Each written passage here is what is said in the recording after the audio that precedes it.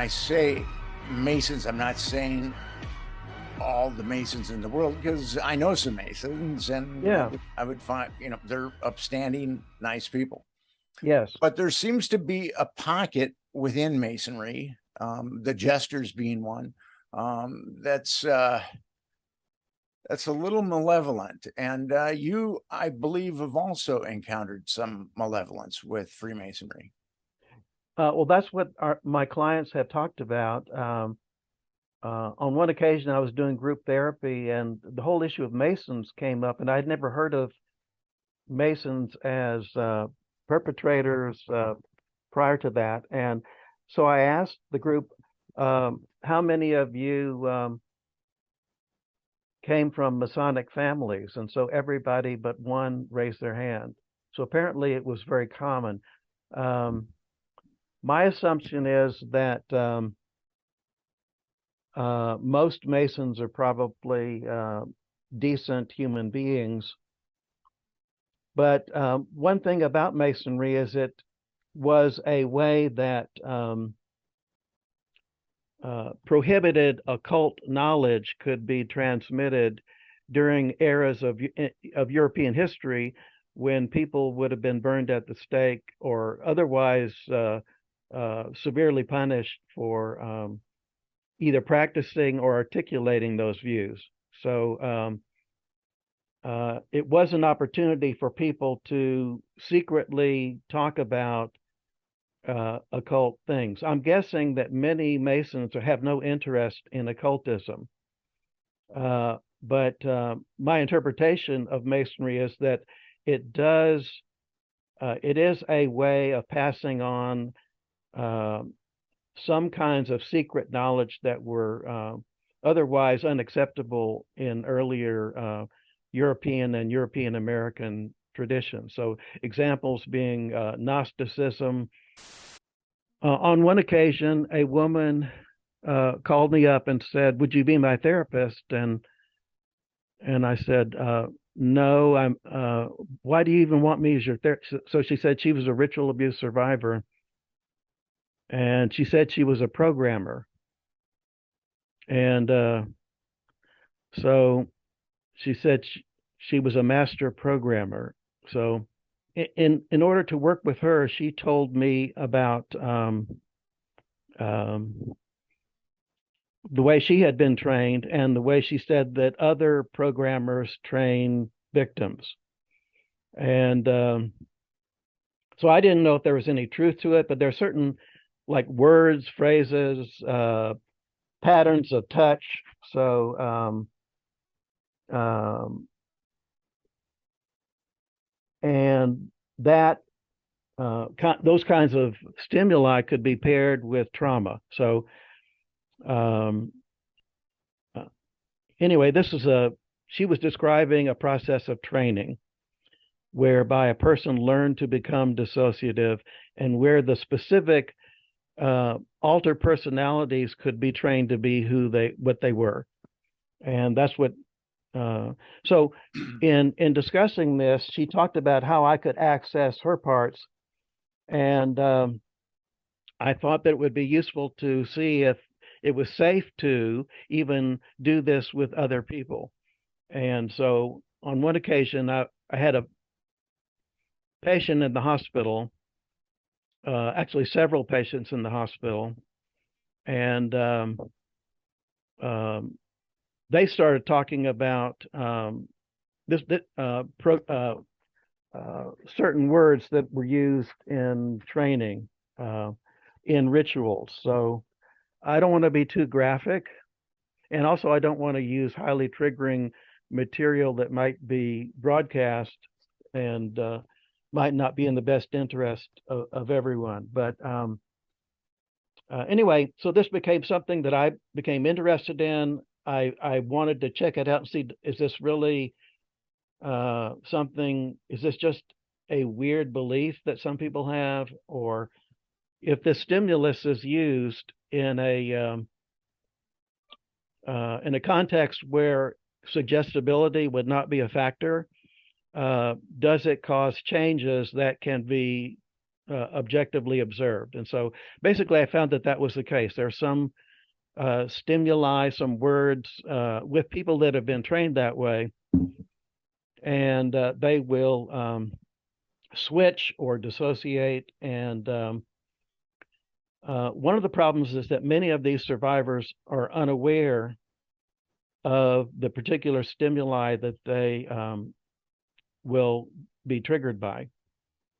And so I know that your writing on the Franklin scandal is very significant. And if you look at the cast of characters there, you see people sometimes doing things that you might not expect or might be atypical of them. And of course, if these people are multiple, that would sort of explain the contrasting behaviors, the contrasting values. So someone might be very religious in one moment and then not what we would think of as traditionally religious or even criminal in another context. And so some of these people might have alter personalities that might come out on their own or that might be triggered. In the case of sexual abuse, I found that many of the clients I saw could be triggered, and they would have parts appear that would describe themselves as well. I had one survivor. She was not my actual client, but I had her come to the class I teach at my university, and I used one of these triggers with her in the class, and she said to the class, she said, "I'm ready for sex." It's like, I had not expected that reaction to occur. I expected her to switch, but anyway, she explained that so the point is, people might be trained to be dissociative. They might be trained also to be sexual or violent. If you know how to trigger the particular kind of part you want, you might get that. So some of my clients talked about being repeatedly molested or sexually abused. And as we sort of reconstructed the situation, it appears that oftentimes they had been triggered by particular stimuli, and they would switch, and then they would think they were available, or they would behave as if they were available for sex. So of course, from a psychological perspective, this is rape. If you are manipulating someone to put them in a sexual state that they do not voluntarily choose, that's rape. But I think it happens, but law enforcement is not aware of the role that switching plays for those who are multiple, and that accessing through programming cues is viable also. So one of my students at Alliant, her husband was a police officer, and she said that he was always talking about women who made a police report that they had been raped, and by a male, and the male was very convincingly defended his innocence, and she agreed to this. Of course, either or both could have been dissociated. So if you're a dissociative male perpetrator, you can be the preacher's kid the next moment, and then you can be the rapist the next day. So I don't think law enforcement really understands that, and also the victims, they may be they may be engaging in behaviors that are interpreted as flirtation. So programmers, who are these programmers? Who are they programming for? Well, the way I look at it is, I don't really know. But the stories that are commonly told are that when you are abused, if you dissociate well and you're held in high regard by the abuse group, they may promote you, like in a military organization where you get promotions based on doing what you're ordered to do. And one of the things that many abuse survivors are ordered to do is to do harm to someone else. And so I don't know that that's the truth, but that's what they report. And so people might, if they're being abused like this, they might find some degree of safety in going along with the abuse group and by being an abuser themselves. According to the Extreme Abuse Survey, 24% said that their mind control have been sponsored by the U.S. government. Have you come across government-sponsored mind control victims?